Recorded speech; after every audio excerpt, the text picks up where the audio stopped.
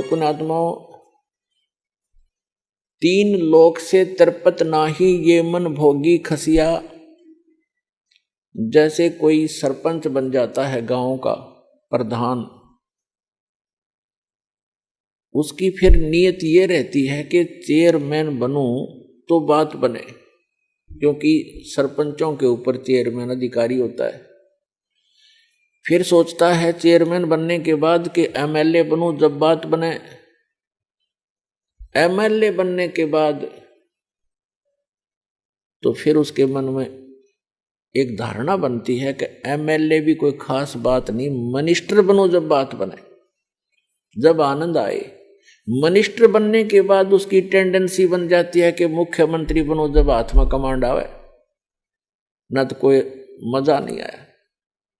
अब मुख्यमंत्री बनने के बाद उसको संतुष्टि नहीं होती, वो सोचता प्रधानमंत्री बनूं जब जी में जी आवे, जब आनंद हो, ओवरऑल कंट्रोलर बनूं। जो मनुष्य जीवन का काम था वो तो स्टार्ट भी नहीं किया। ऐसी सोच करते करते मृत्यु हो जाती है और फिर वो प्राइम मिनिस्टर बनने की आशा रखने वाला गधा मिनिस्टर बना खड़ा है, वो गधा बन गया। तो पुण्यात्माओं, सौभाग्य आपका, आप जी को ये वचन सुनने को मिल रहे हैं, क्योंकि ये वचन परमात्मा के बताए हुए हैं कि कबीर हरि के नाम बिना राजा रसब हो और माटी लदे कुम्हार के घास न डाले कोई। स्वर्ग का राजा इंद्र या पृथ्वी का राजा भी क्यों ना हो, यदि भक्ति नहीं करता भगवान की, उस पूर्ण परमात्मा की, वो रसब गधे की खच्चर बनेगा, खच्चर।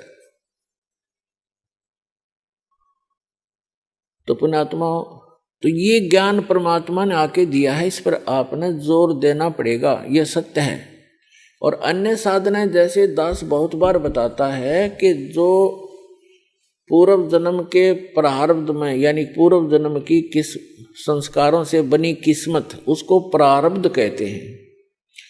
आपकी किस्मत में आपके पुण्य अधिक हैं तो आपको पुण्यों के आधार से परमात्मा सभी सुख सुविधाएं देता ही रहेगा। आप चाहे भक्ति करो या ना करो, आप चाहे डाके डालो, चोरी करो, झूठ बोलो सारा जीवन, यदि आपके पुण्य घने हैं, पूर्व जन्म की आपकी बैटरी चार्ज है, तो तब तक आपको कोई प्रॉब्लम नहीं आएगी। और जो पुण्यात्माएं होती हैं जिनको सर्व सुख हैं, वो फिर भी कुछ ना कुछ भक्ति अवश्य करते हैं, वो रह ही नहीं सकते भक्ति किए बिना। तो वो जैसी भी साधनाएं परंपरागत प्राप्त होती हैं या किसी से सुनने से या कोई गुरु मार्गदर्शक से प्राप्त करके वो करते हैं, और उनको सुख तो मिल रहा होता है उनके प्रारब्ध से, यानी पूर्व जन्म के संस्कार से बनी किस्मत से। और वो ये सोच रहे होते हैं कि जो गुरु जी ने ये क्रियाएं मुझे बता रखी हैं, मुझे इनसे लाभ हो रहा है। तो ये उसकी भूल होती है। एक जीवित उदाहरण बताते हैं एक आपको कि एक रोहतक शहर के अंदर एक फाइनेंसर था, फाइनेंसर जो ब्याज पे पैसे देता है। तो इस दास ने प्रारंभ में जब ये शुरू किया, सरकारी नौकरी को त्याग दिया, तो भक्तों ने सोचा कि ज्यादा दुखी हो जाते हैं गुरुजी, गांव गांव में जाते हैं, बसों में जाते हैं, तो तंग हो जाते हैं। एक जीप की व्यवस्था की, उसके लिए फाइनेंस करवाया उस फाइनेंसर से। वहां आने जाने लगे, बैठने लगे, स्वभाव ठीक था। हमारे भक्तों ने उनको समझाने की चेष्टा की, उसके पिताजी को भी कहा, वो भी वहीं बैठता था उसी ऑफिस में। तो उसके पिताजी से कहा कि आप ये ज्ञान समझो, हमारे गुरु जी ऐसे भक्ति बताते हैं, आप ये भक्ति करो। तो वो उनके पिताजी कहने लगे कि भाई, आज मेरे घर में जो सुख है शायद किसी को होगा, और मैंने गुरु भी बना रखा है, और हम श्री राम, श्री कृष्ण और श्री शंकर भगवान, श्री विष्णु भगवान और दुर्गा माता आदि की पूजा करते हैं। और इन्होंने हमारे सारे ठाठ कर रखे। एक लड़के का तो ये व्यवसाय, वो प्रॉपर्टी डीलर का काम भी करता था, फाइनेंसर का भी काम करता था, खूब बढ़िया काम चल रहा था, अच्छी कोठी बना रखी थी। उसी का एक भाई जज लगा हुआ था, जज, और उसकी पत्नी भी जज लगी हुई थी। तो वो बुजुर्ग कहता है, उनका पिताजी कह रहे हैं कि आज मेरे घर में जो सुख है शायद किसी को होगा। सारी बताई कि एक बेटा तो ये बहुत पैसे कमाता है, हम इसी ने सुख मान रहे हैं। एक बेटा जज लग गया है और बेटे की पत्नी भी जज। तो ठीक है, हमारे भक्त के बोल रहे हैं, इस तक वो सुनने को तैयार भी नहीं, तो चुप करके आ गए। उसने 2-3 महीने के बाद क्या किया कि एक अपने धर्म गुरु से धार्मिक अनुष्ठान घर पे करवाया। उस समय सभी बच्चे छुट्टी लेकर आ गए थे, वो जज भी आ गया था, फाइनेंसर वहीं था। तो जो उनके गुरुजी ने जो क्रिया करी थी, उसके बचे हुए फूल, जो फूल फाल चढ़ाते हैं, माला डालते हैं, कुछ हवन किया होगा, उसकी राख बच गई थी, उसको जल प्रवाहित करने की आज्ञा दी उसके गुरुजी ने। वो दोनों बेटे, एक जज और एक वो फाइनेंसर, उस राख को लेकर गए। उनका ड्राइवर साथ था गाड़ी में। रोहतक से दिल्ली रोड के ऊपर एक JLN बोल रहे हैं उसको, जवाहरलाल नेहरू कैनाल, बहुत भारा, बड़ी गहरी वहां से चलती है, बह रही थी। उस पे जाके उन दोनों ने पटड़ी पर गाड़ी चढ़ाई, ड्राइवर ने गाड़ी रोकी, दोनों उतर गए। उन्होंने वो जो भी थैला सामग्री थी वो ऐसे खाली कर दी जल में। वो जल में नहीं गई, उस कैनाल के उस नहर की पटड़ी ज्यादा टेढ़ी थी ऐसे, तो वो ऐसे गिर गई ऊपर ने। तो उन्होंने, एक भाई ने हाथ पकड़ लिया, एक कहने लगा मेरा हाथ पकड़, मैं नीचे जाके इनको जल में सरका देता हूँ, बहा देता हूँ। तो एक का ऊपर हाथ पकड़े था, वो नीचे जा रहा था भारी, तो वो नीचे वाला भी तगड़ा था, तो उसका पैर रिपट गया क्योंकि काई लगी हुई थी। और साथ में उसका भाई हाथ पकड़ रहा था, वो भी साथ आ गया क्योंकि उसे और मजबूती से पकड़ा। जब गिरने लगा तो वो भी नीचे गिर गया। दोनों उस नहर में गिर कर डूब कर मर गए। तीसरे दिन लाश पाई उनकी। पुण्यात्माओं, परमात्मा कहते हैं कि झूठे सुख को सुख कहे ये मान रहा मनमोद, ये सकल चबीना काल का कुछ मुख में कुछ गोद। अब आज उस बूढ़े के घर में जो कैर था शायद किसी के घर में होगा, जहां वो ये सोच रहा था कि जो सुख आज मुझे शायद किसी को होगा। जब तक हम उस परम पिता की शरण ग्रहण नहीं करेंगे और जो साधनाएं हम करते हैं उससे हम मान बैठे हैं कि ये साधना से मुझे लाभ हो रहा है, कहां गई उसकी साधना? वो कैर टूट गया उस घर पे। तो पुण्यात्माओं, इसका समाधान केवल एकमात्र कबीर परमात्मा है और उसकी ये सच साधना जो दास के पास है। इसके अतिरिक्त कोई कबीर साहब का नाम लेकर के अगर आपको कोई जंतर मंत्र बताता है तो व्यर्थ है, यूजलेस है। और ये मंत्र जो दास आपको देता है ये है वो कारगर मंत्र। और इन मंत्रों को, इस साधना को यदि इस दास से प्राप्त करके कोई नीच व्यक्ति स्वयं बनकर संत इनको आगे दान करता है तो वो भी महा दुश्मन है इस मानव समाज का, क्योंकि वो अधिकारी नहीं है। अधिकारी के बिना ये मर्यादा इस भगवान की, अधिकारी के बगैर ये मार्ग चलेगा नहीं। अब जैसे कोई नकली पासपोर्ट बनवा लेता है तो उसको कोई नहीं घुसने देगा उस एयरपोर्ट के अंदर, और पता लग गया सरकार ने दोनों दोषी, बनाने वाला भी और बनवाने वाला भी, और उसका काम था वो भी अधूरा रह गया, उसको सजा और मिलेगी साथ में। तो पुण्यात्माओं, इस अध्यात्म ज्ञान से अपरिचित हम अभी तक इन नकली संतों के फंस गए और नकली धर्म गुरुओं के फंस के हमने अपना जीवन नाश कर लिए, क्योंकि इनको कख भी पता नहीं भक्ति मार्ग का। ये अपने सदग्रंथों से परिचित नहीं, जिनके आधार से हमें ज्ञान दिया करते थे।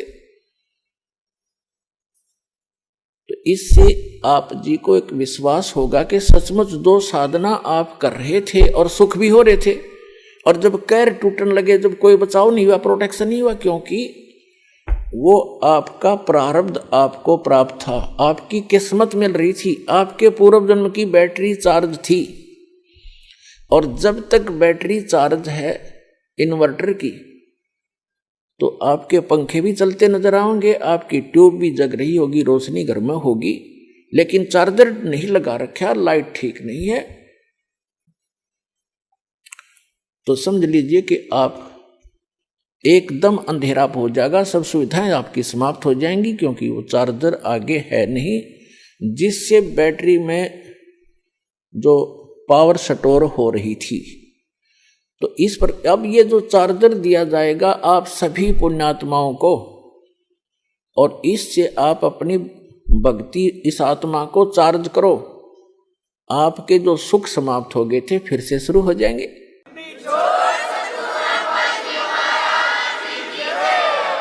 परमात्मा कबीर जी कहते हैं, गुरु बिन माला फेरते, गुरु बिन देते दान, गुरु बिन दोनों निष्फल हैं, चाहे पूछो वेद पुराण। गुरु गोविंद दोनों खड़े, काके लागू पाए, बलिहारी गुरु अपना, जिन गोविंद दियो मिलाए। गुरु बड़े गोविंद से मन में देख विचार, हरि सुमरे सो रह गए, गुरु सुमरे हो अपार। कबीर हरि जय रूठ जा, गुरु की शरण में जाए, कह कबीर गुरु रूठ गए, तो हर ना करे सहाय। अब जैसे क्या बताते हैं परमात्मा कि जिस समय आपका राम रूठ गया, हरि रूठ गया, भगवान रुष्ट हो गया, तो कैसे लक्षण होंगे? जैसे कोई दुखी व्यक्ति होता है और उसको आपदा पर आपदाएं आ रही हैं, तो वो अपने आप कहता है कि भाई मेरा भगवान रुष्ट हो गया, मेरा राम रूठ गया। और जिसके सुख दिखाई देता है उसको सभी कहते हैं कि भाई इसका भगवान राजी है, इसका परमात्मा प्रसन्न है इसके ऊपर। तो पुण्यात्माओं, जैसे परमात्मा प्रसन्न का क्या लक्षण है कि उसके पुण्य उसके साथ हैं, तो तब तक उसका भगवान खुश दिखाई देता है। और जिसके पास पुण्य नहीं है, उस पर पुण्य से सुख होता है और पाप से दुख होता है। जिनके पास पुण्य नहीं है, पाप स्टार्ट हो गए, तो उनका राम रूठ गया, यानी उन पर आपत्ति आनी प्रारंभ होगी। तो यहां परमात्मा कहते हैं, कबीर परमेश्वर जी अपनी महिमा आप बताने आते हैं। वो आप आरती, आप साजे, आप किंगर, आप बाजे, आप ताल धान जनकारा, आप नचे आप देखन हारा, कह कबीर ऐसी आरती गाऊं, आप मध्य आप समाओ। अपनी महिमा आपने अपने बच्चों को वो स्वयं बताने आते हैं, क्योंकि भगवान की महिमा ना भगवान ना बता सके, जीव कैसे बता सकता है? ठीक है, उसके बताने के बाद हमारे जैसे जीवों का भी परमात्मा ने दया करी जीवों पर कि हम उनके द्वारा दी गई बुद्धि से उसके बच्चों तक ये संदेश उसका एज इट इज भेज रहे हैं। अब क्या बताते हैं कि जब आपका राम रूठ गया तो आपके पुण्य समाप्त हो गए, आपत्ति स्टार्ट होगी, दुख पर दुख आने लगे। तो परमात्मा कहते हैं कि उसका समाधान क्या है? जैसे आप कोई एक घड़ा पानी का भर के या एक बोतल पानी की भर के और सफर में जा रहे हो या कहीं खेतों में काम कर रहे हो, कोई मजदूरी कर रहे हो, और वो घड़े का जो पानी आपका जल समाप्त हो गया। जब तक जल था तो नो प्रॉब्लम, जब जल समाप्त हो गया तो बड़ी प्रॉब्लम, प्यास से प्राण निकलने को हुए। तो उस आपत्ति आ गई आपके ऊपर, क्योंकि आपके घड़े का जल समाप्त हो गया। वो कहाँ मिले? हैंड पंप पर जाइए, हैंड पंप पर जाइए और फिर वो जल का मटका घड़ा फिर भर लाइए, फिर सुख शुरू हो गया, वो आपत्ति फिर टल गई आपकी। तो यहां परमात्मा कहते हैं गुरु गोविंद दोनों खड़े और काके लागू पाए, बलिहारी गुरु अपना जिन गोविंद दियो मिलाए। एक तरफ तो हैंडपंप खड़ा है, हैंडपंप है, एक तरफ एक मटके में जल है, घड़े में, जग में। तो परमात्मा हमें बताना चाहते हैं कि इन दोनों में से आप किसको सिलेक्ट करोगे। घड़े में जो 10-20 लीटर पानी है जग में, और एक तरफ हैंडपंप खड़ा लगा है, आप इन दोनों में से किसको चाहोगे। बुद्धिमान व्यक्ति हैंडपंप को चाहेगा, क्योंकि हैंडपंप से चाहे 100 घड़े भर ले, और घड़े में जल है वो 10 किलो 20 लीटर, ये 2 घंटा में, 1 दिन में समाप्त हो जाएगा। तो यहां बताते हैं गुरु गोविंद दोनों खड़े। आप जो समझते हो कि जो सुख ही आप सुख मानते हो, वो सुख कहाँ है, उस गुरु जी के माध्यम से प्राप्त होगा आपको। अब जल तो समझ लो भगवान है और हैंडपंप गुरु जी है। तो परमात्मा आपसे पूछते हैं और आप ही जवाब देते हैं कि गुरु गोविंद दोनों खड़े, एक मटके में जल और एक हैंडपंप, अब काके लागू पाए। आप पे उत्तर देते हैं बलिहारी गुरु अपना जिन गोविंद दिया मिलाए। तो पुण्यात्माओं, समझदार को संकेत पर्याप्त होता है, बहुत होता है, क्योंकि जो दुख आप पर आ गए और गुरु रूपी हैंडपंप के अंदर वो शक्ति गॉड परमात्मा वाली विद्यमान है जो आपने सुख देगी। तो गुरु जी के पास आइए और उन सुखों को फिर प्राप्त कर लीजिए जो आपके समाप्त हो गए थे। तो यहाँ आने से आपके वो जग, आपके घड़े फिर से भर दिए जाएंगे इस सच साधना और आशीर्वाद के द्वारा।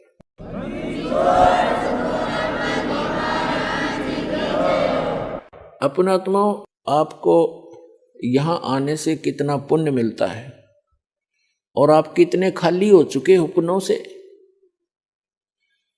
आशीर्वाद दिया जाता है, आशीर्वाद आपको एक एक्स्ट्रा ऐड होती है उस गॉड की, इस दास यानी उसके गुरु रूप में रिप्रेजेंटेटिव के माध्यम से वो आपको एक्स्ट्रा राहत दी जाती है, ताकि आप फिर आप भक्ति साधना करके अपने पैरों पर खड़े हो, खुद साधना करो। ये समझ लो आपको सब्सिडी है गवर्नमेंट की तरफ से। जैसे गवर्नमेंट कई जगह 80% सब्सिडी दे देती है। 1 लाख रुपया लोन ले लिया, काम करो भाई अपना, 80% सब्सिडी यानी माफ कर दी, 20% रह गया। और जो नालायक उसने भी नहीं दे सकता, उससे भी नहीं कर, तो वो करता नहीं व्यवसाय, वो बकवास कर रहा है। तो इस प्रकार आपको यहाँ आने से जो आशीर्वाद दिया जाता है, तो ये तो समझो आपको सब्सिडी दी जाता ना, आपको ये तो फ्री में दे दिया। फिर आपने साधना करनी पड़ेगी, वो फिर साथ में मंत्र मजदूरी दी जाती है कि अपनी कमाई करो, अपने भर लो, फिर से बैंक बैलेंस बनाओ भक्ति का जो आप खाली कर चुके हो। और ये बैंक बैलेंस इस सच साधना से बनेगा, इसकी थोड़ी ही भक्ति से घनी कमाई होती है। ऐसा व्यवसाय दिया जाता है। जैसे एक मजदूर सारा दिन में 150-200 रुपये प्राप्त करता है, सारा दिन कस्सी बजाता है, और एक ऐसा व्यवसाय कर रहा है जो प्रतिदिन 1 लाख रुपए का गल्ला इकट्ठा उठाता है। तो दोनों ही मनुष्य हैं, दोनों ही कर्म कर रहे हैं, लेकिन वो कितना लाभ उठा रहा है और उसके पास कितना है। तो ऐसी साधना है ये, जो आप प्रतिदिन 1 लाख का गल्ला उठाओगे, 1 लाख रुपए। ये तो एक एग्जाम्पल है। ये ऐसी साधना आपको दी जाएगी। पूरे विश्व के प्राणी भी इससे ऐसे ही लाभ प्राप्त कर सकते हैं, पूरे विश्व के। क्योंकि ये जो यहाँ तो आपने मजदूरी करनी है और इस मजदूरी का बेनिफिट मिलेगा वहाँ, वो साहूकार देगा इसका बदले में आपको, सतलोक में बैठा जो सत्य पुरुष। और वहाँ हम जाएंगे, वहाँ आपकी ऐसी ही सृष्टि होगी, आप अपने बच्चों को, अपने पोते और पोतियों को परमात्मा से जोड़ दो। अब जैसे आपके लायक बेटा बेटी है और लायक आपके पोता पोती हैं, और आपको कितना अच्छा लग रहा है, यहाँ पर कितने प्यारे लगते हैं, कैसे इनके साथ घुल मिल कर रहते हो, बहुत अच्छी बात है। लेकिन इनमें रहोगे कितने दिन? जो आपको मूर्ख बनाकर रखा हुआ यहाँ पर काल ने, 1 सेकंड में पता नहीं कि बिजली गिर जा। और इस सत्य ज्ञान के अभाव से हम इन्हीं में उलझ पुलझ कर यहीं पर फंस जाते, और फिर अपने अपने ये संस्कार पूरे किए। आज दादाजी मनमान अगले दिन में नाइजीरिया में पैदा हो जा और पोता हो जा अमेरिका में, या फिर दूसरा ये है दादा की जगह गधा बन रहा और पोता बन जा कुत्ता। तो अगले जन्म में तो नहीं रही, ये ठाठ हिस्सा जन्म में बिखर लेंगे आपके। धीरे धीरे सभी चले जाते हो, कभी बेटा मर गया, कोई पोता मर गया, कभी पोती मर गई, माँ मर गई, किसी का बाप मर गया। तो यही बिजली गिरनी शुरू हो जाती है और हम कितने खुश हैं। तो परमात्मा ने बताया कि ये एज इट इज व्यवस्था आपकी ऊपर होगी। आपके घर खाली पड़े हैं जहां आप रहा करते थे, आप वहां गलती करके यहां गिर गए हो। अब वो आपका समझ में नहीं आती, क्योंकि आप इस व्यवस्था में फाइनल हो चुके हो, इसको फाइनल मान चुके हो कि ऐसा ही होता है सबके साथ।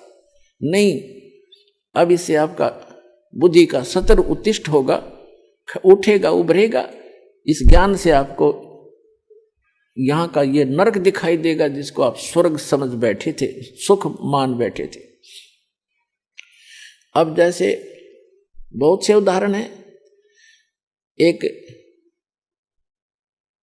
ये पोलैंड देश का एक पूरा का पूरा कैबिनेट माने मंत्रिमंडल, यानी जिसमें 95 मंत्री प्रधानमंत्री थे, और सारे के सारे जहाज में बैठ के किसी का शोक व्यक्त करने जाते, किसी की मृत्यु के ऊपर, और उनका वो जहाज दुर्घटनाग्रस्त हो गया।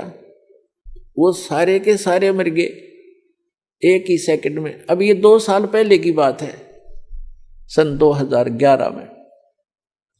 तो पुण्यात्माओं, परमात्मा कहते हैं इस झूठे सुख को सुख कहे ये मान रहा मनमोद, ये सकल जबीना काल का, ये काल का आहार है सारा, और कुछ मुख में कुछ गोद।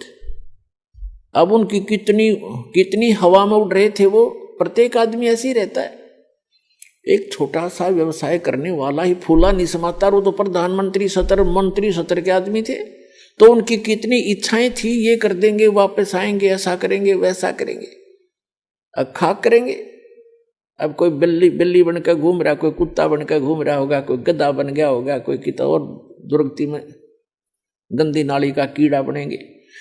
तो अभी तक हमें पता नहीं था कि इसका कोई विकल्प है, कोई अल्टरनेट है। अब अल्टरनेट है, गारंटीड है, गॉड गिवन है। इस दास के पास प्राप्त है, कल्याण करा लो।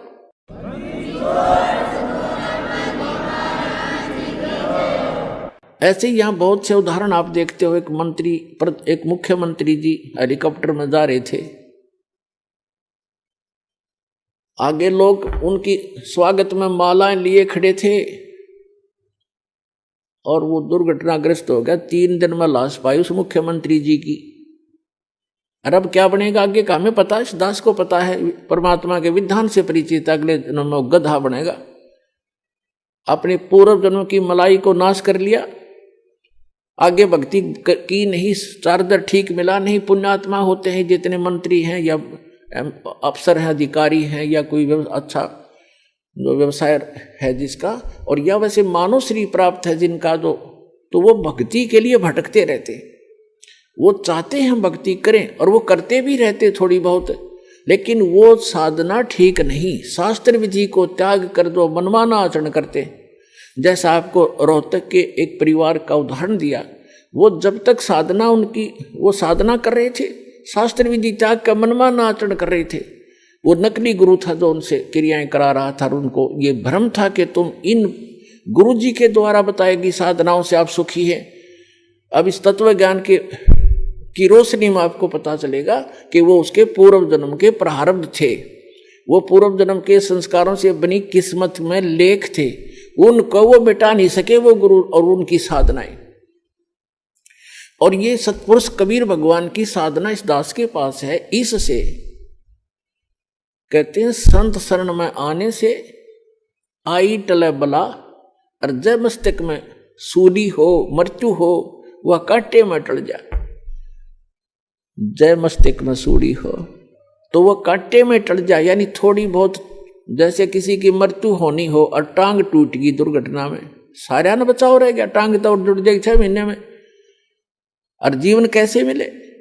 तो इस परमात्मा की शरण में आने से आपके परिवार की रक्षा होगी। आप यहां भी सुख चाहते हो तो यही देगा आपको। ये सुख सागर है, ये पूर्ण परमात्मा है। और फिर यहां से जब आप जाओगे सतलोक में जाओगे, वहां आपके बहुत बड़े बड़े महल, सुंदर महल यूं के यूं रखे खड़े हैं, वो खाली पड़े हैं। आप अपनी अज्ञानता से और यहां आ गए हो, जिसके विषय में हम आपको बताते भी रहते हैं। सृष्टि रचना से आपको ज्ञान होगा। सृष्टि रचना की दास ने CD ये प्रवचन कर रखे हैं, उनकी CD उपलब्ध है, और पुस्तकों में भी भक्तों ने बना रखे हैं, वो आप पढ़ सकते हो, सुन सकते हो। तो कहने का भाव ये है कि जो साधना हम शास्त्र विदिता का मनमाना आचरण करते, तो वहां पर अपने सतलोक के अंदर आपके सारे परिवार यानी पूरे महल हैं, बहुत सुविधाएं हैं। जैसे आप यहाँ क्या देखते हो, जरा सा भी व्यक्ति रोजी रोटी से जिसकी सुविधा उभर जाती है, जैसे आम गरीब निर्धन व्यक्ति तो अपना हैंड टू माउथ होता है, उसने तो अपनी चारपाई और घर की व्यवस्था मुश्किल से पूरी होती है, तो एक झोंपड़ी हो उसी में संतुष्ट है। और जिसका थोड़ी सी पोस्ट हो जाती है, थोड़ा सा धन हो जाता है, तो वो क्या करता है, कोठी हो सुंदर, चारों तरफ चिप्स लगी हो, मार्बल लगा हो, पत्थर लगा हो, आगे लान हो बहुत बड़ा सुंदर, और उसके अंदर बगीची बनी हो चारों तरफ के, उसमें फव्वारे छूट रहे हो। ये प्रत्येक की नीत है कि जैसे इनमें मैं ठाठ लूँ, और ठाठ खाक लेगा, या तो चाहे वो फुहारे भी ला ले और सारी कोठी भी बना ले और बड़ा एक फार्म भी बना ले, और अंदर टेंशन 20 उसका, उसमें धक्के खाओ फुहारे में, तब भी चैन से नहीं रह सकता। तो ये हमें क्यों ऐसा लाइक है, क्यों पसंद है, क्योंकि हम ऐसे स्थान पर रहा करते, वहां हमारी सुविधाएं ऐसी हैं। इसी की नकल इस काल ने कर रखी स्वर्ग में। जो यहाँ से देवता बनकर जाते हैं, उनको जैसे यहाँ अच्छे अधिकारियों को गवर्नमेंट अलॉट कर देती है कोठियाँ, तो ऐसे वहाँ अलॉट कर दिए जाते हैं आपको अलग अलग, लेकिन वहाँ पूंजी आपकी नष्ट होती है, आपका पुण्य अक्षीण होता है। तो वो सुविधाएं, उस सतलोक वाली सुविधा से स्वर्ग की तो ये समझ लो उसके तुलना में कुछ भी नहीं है जो सतलोक में आपको सुविधा है। स्वर्ग में भी ऐसा ही है, मृत्यु होगी, पुण्य समाप्त होंगे, आप फिर यहां होगे। स्वर्ग के देवता भी गधे की योनि से स्टार्ट होते हैं। बताओ, खा कहिए स्वर्ग का राज्य और क्या इस पृथ्वी का राज्य। तो सतलोक के अंदर आपको ये सभी सुविधाएं उपलब्ध हैं। जैसे अभी तक ये नकली पंथ कबीर साहब की वाणी चुरा के अरे एक पंथ चला बैठे, कितने जीवों का नाश कर दिया, राधा स्वामी पंथ, जय गुरुदेव पंथ, और ये सच्चा सौदा सिरसा और जगमाल वाली पंथ, एक ये जनौद के अंदर बना हुआ है ताराचंद पंथ, ये भी उसी कुएं का जल है राधा स्वामी वालों का। तो ये क्या बताते हैं ऊपर कि प्रकाश ही प्रकाश है, चेतन ही चेतन है। वहां पर आत्मा ऐसे लीन हो जाती है जैसे बूंद समंदर में, वहां और कुछ है ही नहीं। ऐसे कबीर पंथी बताते हैं भगवान निराकार है, आत्मा उसमें जाकर मिल जाती है। एक ये जम्मू वाला थोड़ा चतुर व्यक्ति है, चतुरता दिखाई इसने, फिर बताते हैं परमात्मा कहते हैं चोर चुरावे तुमड़ी गाड्डे पानी में, वो गाड्डे हुआ ऊपर आवे न सच्चाई छनी ना। रांजड़ी वाला जम्मू वाला जो मधु परमहंस है, इसने चतुरता दिखाई, कबीर साहब की वाणी में पढ़ लिया कि वहां परमात्मा हंस आत्मा के का शरीर 16 सूर्य जितना प्रकाश है, उसने प्रकाश प्रकाश नोट कर लिया, तो उसने एक अलग से सिद्धांत पेश कर दिया मन घड़ंत के पहले परमात्मा ने एक शब्द उच्चारा, उस तो सफेद प्रकाश हो गया, उस प्रकाश में फिर परम पुरुष मिल गया, फिर वो सतलोक बन गया, अमरलोक हो गया, खाक चरा वही की हुई रहेगा, चेतन प्रकाश हो गया फिर। और आत्मा उसमें ऐसे घूमती है जैसे बिंदु टाइप में, जैसे मछली पानी में घूमती है जल में, ऐसा ऐसी स्थिति सतलोक की बता रहा है ये जम्मू वाला रांजड़ी वाला मधु परमहंस। तो इनको कख भी पता नहीं, भक्ति मार्ग का ने डबो दिया विश्व का विश्व। तो पुणात्माओं सतलोक के अंदर ऐसी सृष्टि है, उसकी नकल कर रखी काल ने यहां पर, नकल डुप्लीकेट।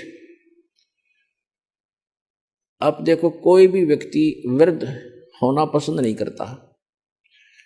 अब एक लगभग 75 वर्ष की वृद्धा, और उसको मैंने कहा बुढ़िया चली तेरा सुन ली बात अर्जी तेरी, न बोली तने बुढ़िया दिखूं मैं, और जाड़ न दांत उसके। मैं कहा भाई बुढ़िया कद दिखेगी, फिर मेरे समझ में नहीं आई, मैं तुझसे ज्यादा नहीं बोला, पर अपने मन में मैंने सोचा देख वो हमें तो ज्ञान हो गया कि इस मन का स्वभाव है, क्योंकि ऐसे स्थान से आया ये बूढ़ा होना पसंद नहीं करता।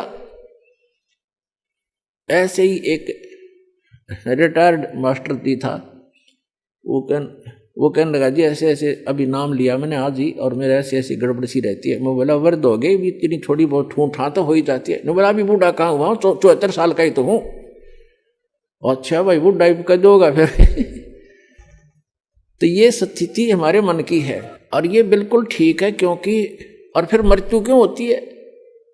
जब हम कितने सुखी हैं यहाँ पर, सारा जीवन एक संपत्ति संतान को जोड़ने में, उनकी सुरक्षा में, उनके पालन पोषण में लगा देते हैं, और फिर ना संतान का भरोसा ना अपने आप का, एक सेकंड में के बिजली गिर जाए इस गंदे लोक में।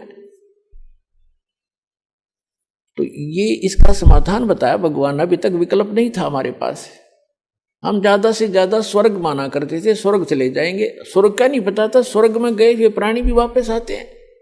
श्रीमद् भगवत गीता अध्याय नंबर 8 के श्लोक नंबर 16 में कहा कि अर्जुन जो मेरी भक्ति करता ब्रह्म तक की, जैसे गीता अध्याय नंबर 8 के श्लोक नंबर 13 में ये गीता ज्ञानदाता कहता है मेरा एक ओम अक्षर है मुझ ब्रह्म का, ओम इति एकाक्षरम ब्रह्म विभारण माम अनुसमरण ये प्रयाति तजन देहम से याति परमाम गतिम।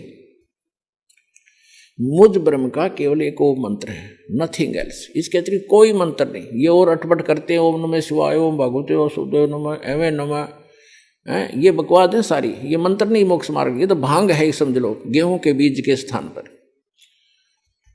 तो ये कहता है मेरा एक ओम मंत्र है, और इसका जाप करते हुए अंतिम श्वास तक जाप करता हुआ जो शरीर छोड़कर जाता है वो ब्रह्म मुझ से मिलने वाली, ओम से मिलने वाली परम गति को प्राप्त होता है।